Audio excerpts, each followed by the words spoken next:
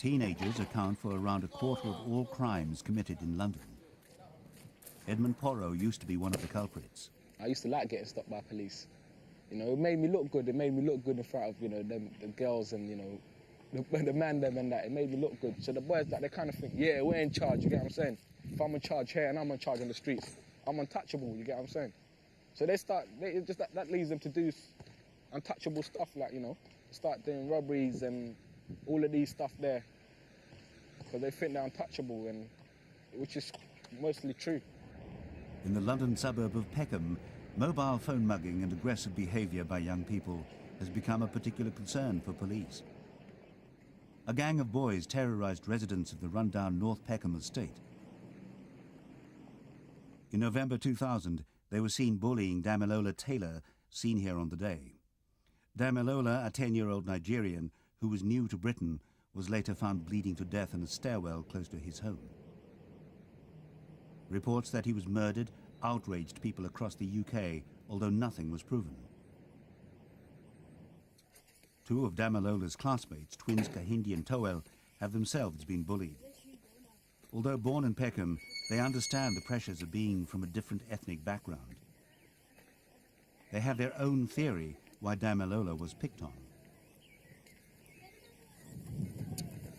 He speak kind of different from English, because you know the way I talk now, I talk like a proper English. But Damilola Taylor was speaking like a Nigerian kind of English. That's why they bullied him.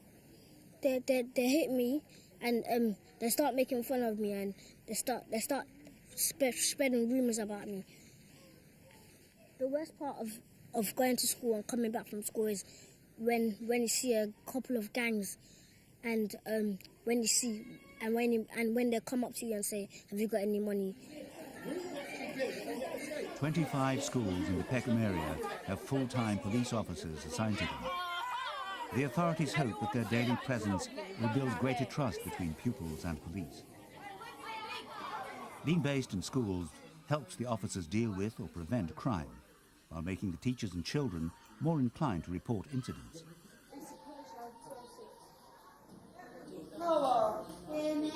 A computerised registration system is used in classes to keep track of pupils' attendance. Every registration gives the children reward points, which are redeemed using an electronic card. The points can be exchanged for benefits, such as prizes and day trips out.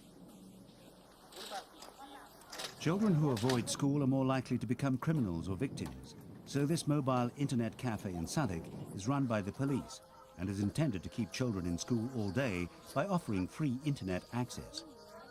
Police experience indicates that the problem is global. What we've learned from working in Southwark is that you have to change that relationship with young people to make a difference. I've recently been in South Africa with the police in Johannesburg, and they have exactly the same relationship issues, exactly the same need to deal with fear and to work with places where young people go to make them safer. Katrina Marsh hasn't always been keen to get to school. Last year, after family problems, she was expelled for misbehaviour, including truancy or bunking. I was being rude to the teachers, I was bunking, I wouldn't do what I was supposed to do. Like, everyone said, "Katrina, why aren't you doing your work? Why aren't you doing your work?" To me, I just used to say, "I'm fed up of school, I'm just fed up of school." And I used to sulk, I used to moan, I used to go on my own and just think about things for myself.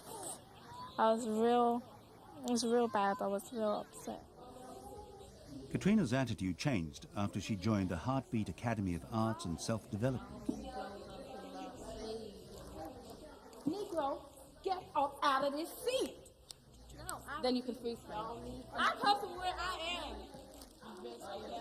Sessions held after school include drama, music, art and black history, along with more practical issues like time management and team building. There are also anger management classes to help the children cope with conflict. How would you deal with that? You would lash out on them. Who would lash out? Okay. Okay. Now, Teaching the children like this has helped to build their self-confidence. Like, people might say, like, oh, go back to your own country. But we are in our country. This is our home. That's like what it is. Coming here, this is the second time I've been here, and I've learned a lot about what they've achieved and what I can achieve, because the society of today think that black people can't do anything. They can only do McDonald's jobs and stuff.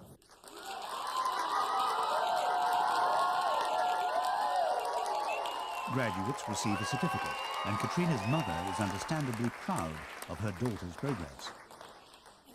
Since she's been coming to the academy, I've seen a new side to her. She's a lot more confident, and as I said, she's showing a lot more commitment in things like attendance, punctuality, and her work side at school has definitely improved. So it's definitely a success story of her being here. Ethnic minority children in London are 13 times more likely to get expelled from school. Those excluded come to pupil referral units like Summer House. Here, the staff work with parents and teachers to help children address their bad behavior. But prolonged exclusion from school often compounds the problem, so placing the children back in the mainstream is a priority.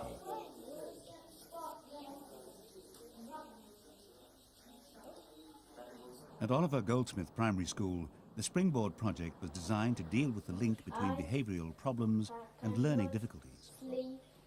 Children with English as a second language or with family problems are more likely to be inattentive or disruptive in class.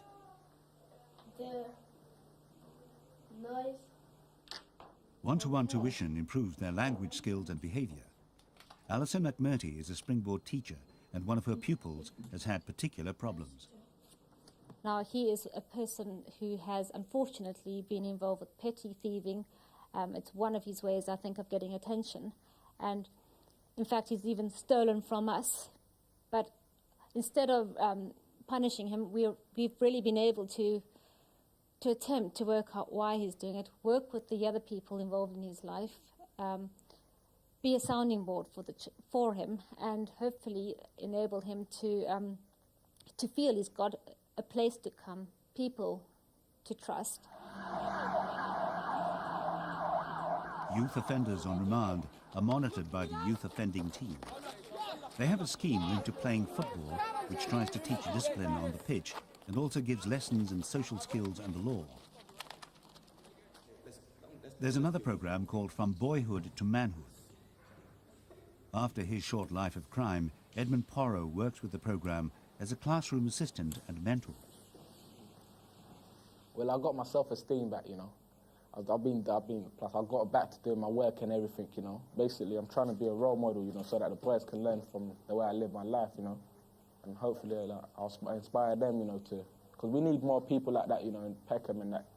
Like, the boys, they've got a lot of burn in them as well, you know. And that if they're not helped with their problem, you know, they're gonna let it out. They're gonna let it out the violent way, because that's the only way they're gonna know. That's why we need like more programs like the From Boyhood to Manhood program, like, so, you know, we can get the boys, you know, to express themselves and, you know, that, let out all that frustration and anger, you know, through wisdom and knowledge. Working to resolve abnormal pressures on young people is vital in tackling youth crime. The lessons being learned in London could benefit cities everywhere. Warren. Okay, Warren, it's you and Marvin then.